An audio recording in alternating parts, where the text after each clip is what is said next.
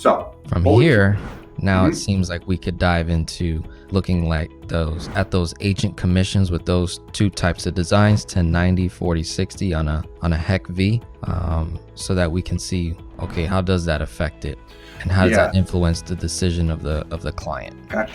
So starting with the agent first, then, what does the compensation this will help like? Agents that watch our channel that are looking to become an insurance agent. They kind of have a really good idea of what to expect.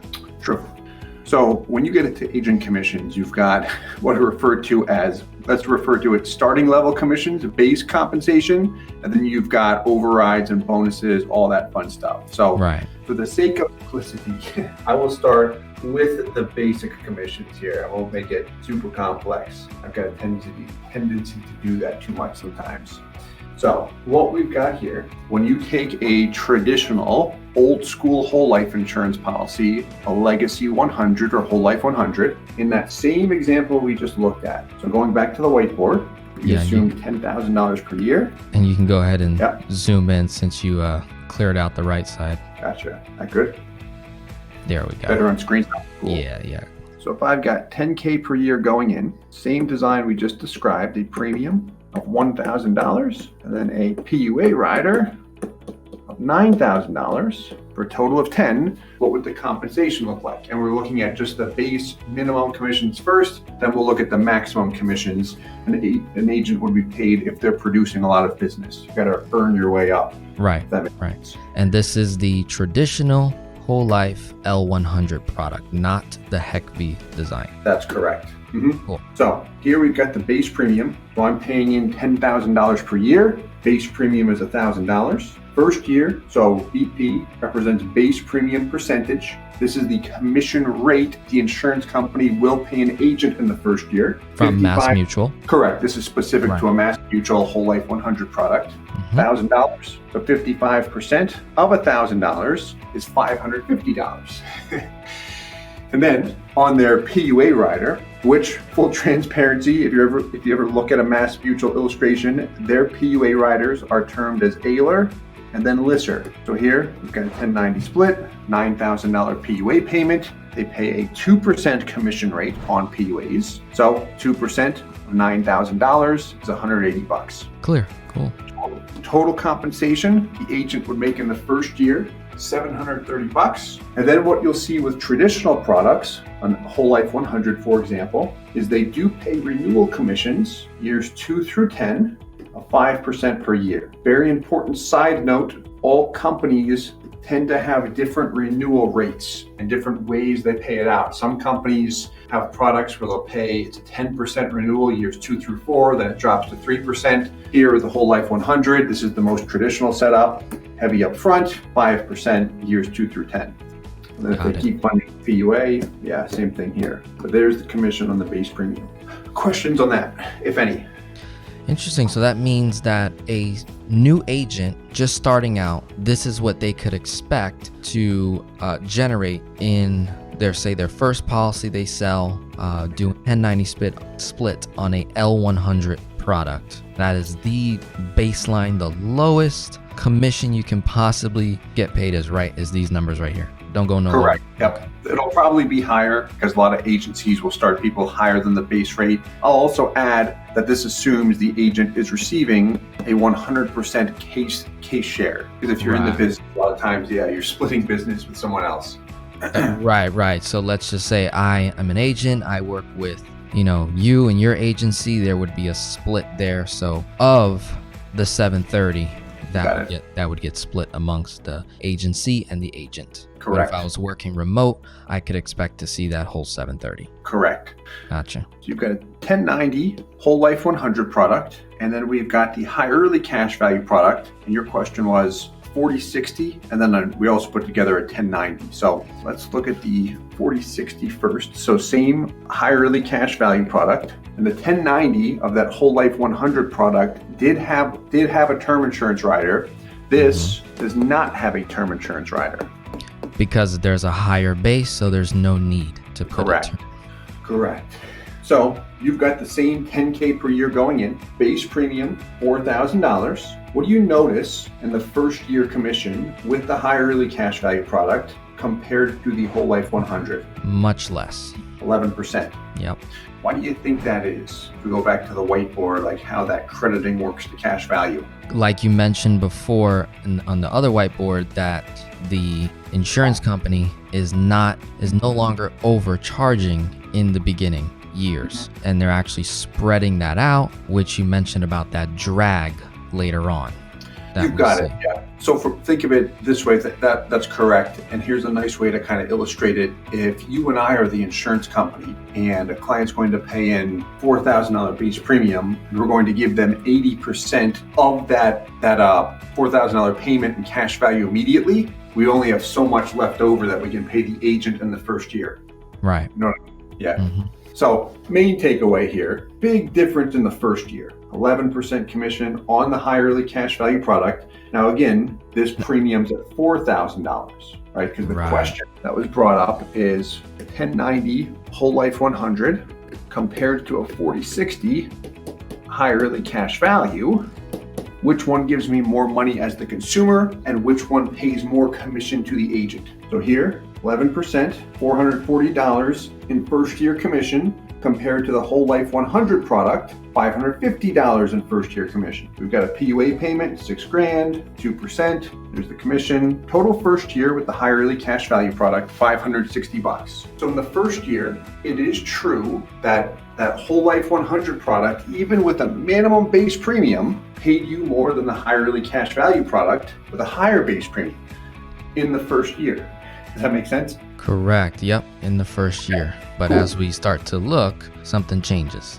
Correct. So the key difference with the high early cash value product is when we look at renewals, there's no drop in compensation. So they continue to pay 11% per year, and they do that through the 10th year. Most whole life insurance products commissions stop after 10 years. Some still will have service fees, or perhaps they pay a 2% renewal commission or something like that. But for the most part, you'll see commissions stop after 10 years, the renewal commissions, that is. Got it. And again, this 11% on the HECV and the 55% on the L100, this is the absolute lowest possible commission that the insurance company is issuing or giving to the agent. You can't get paid any less than this. This is the standard that the Mass Mutual Insurance Company sets, not any agency that you or I or any agent that gets themselves affiliated with. It's the lowest possible. Okay, cool. Correct. Absolute minimum. So what ends up happening here is by the second year, you've made more with the high early cash value product because we're making $560 each year. So the column on the far right takes the total compensation we've made with all years combined. So we've got up top's the whole life 100. After 10 years, you've made $2,800. Whereas with that high early cash value product, you've made literally double, $5,600. I see. For the same dollar amount and same funding period, the agent makes more money on the HECV design with the 40-60 split. So they're rewarded over a longer period of time and with more cash, more commissions. So now the question becomes, from the client perspective, is okay, this is the absolute lowest that I know that this agent's gonna make with this particular company, and there's these two designs, L100 or HECV. How does that affect my cash value over the long haul on a 40-60 versus the 1090 L100, right? But before we get into that, let's also look at a 1090 HECV design, because that also exists, right? Where we can see a more clear comparison, apples to apples, with a HECV 4060 and a HECV 1090. So here we go. HECV 1090, $1,000 base premium, same 11%, $110 per year. There's the PUA, $290 in the first year. Look at that. Over 10 years. Cut in half. Correct.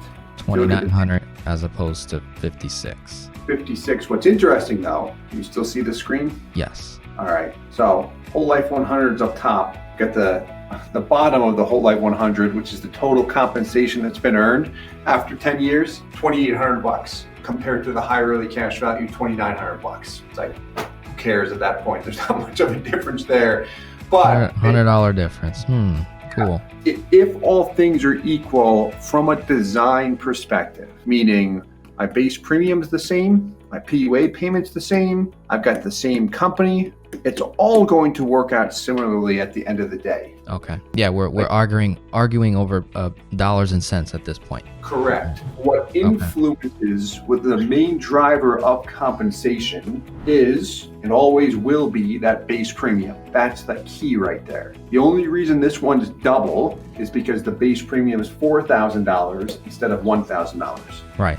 That's the key difference. The design is great. Let's just say the HECV, the idea of high early cash value sounds awesome, but the split is where the magic, I would assume, occurs as it relates to the person's cash value. Day one, starting out. You're correct. So we don't have to spend a lot of time on this piece just because we've got overrides and such. I'll just call it commissions that are paid. These are extra commissions from the insurance carrier and agency to agents. So it does not impact policyholders' performance. It's kind of like if you and I start day zero with an insurance company, they say, hey, you've got to work your way up the ladder here. We're going to start you at the minimum commission rate. And if several years later, we're doing $1 million per year with them, they say, hey, you've earned your way up to the maximum rate. Now we're going to pay you more for bringing us business, really so you keep bringing us business and someone else doesn't try and incentivize you and pay you more to bring them business instead. Got it. Yeah. Okay. So now what you're showing here is a design of funding $100,000 a year, right? Or so this one's still for now based on the same 10K. I'll go to the 100K next, but this just shows the overrides with the higher commission rates. Okay, so we just got to adjust that one number with the 90K. Correct. Oh, you're correct. Yeah. Thank you for that. Otherwise, I just would have kept on going and said, what's going on? Thank you very much. The main thing you'll notice there as I do this, what's circled in red, instead of 55%, what do you notice there? Right, it went to 93%. Correct. Nearly 100 of that 1,000, the agent gets paid. So that obviously, when you look at over a year, over 10 years, that final number is at that 3,185. So that's incentivizing for the agent. That still has no effect to the client's cash value. Is that your statement there, which basically saying is like, as the agent does more and more business, he or she improves, they get rewarded for, putting a lot of policies in place. So the insurance company rewards that particular individual. But if you were to compare a 93% payout versus a 55% commissionable payout, still would be the same net exact cash value day one. Identical, yeah. Think of it this way.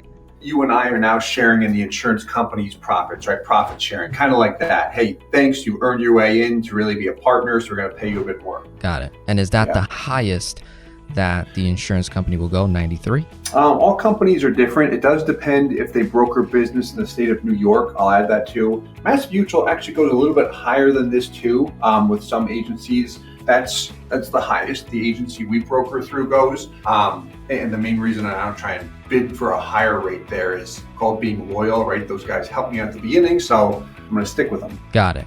But there is the potential where someone could get higher than 93. What would that total amount be?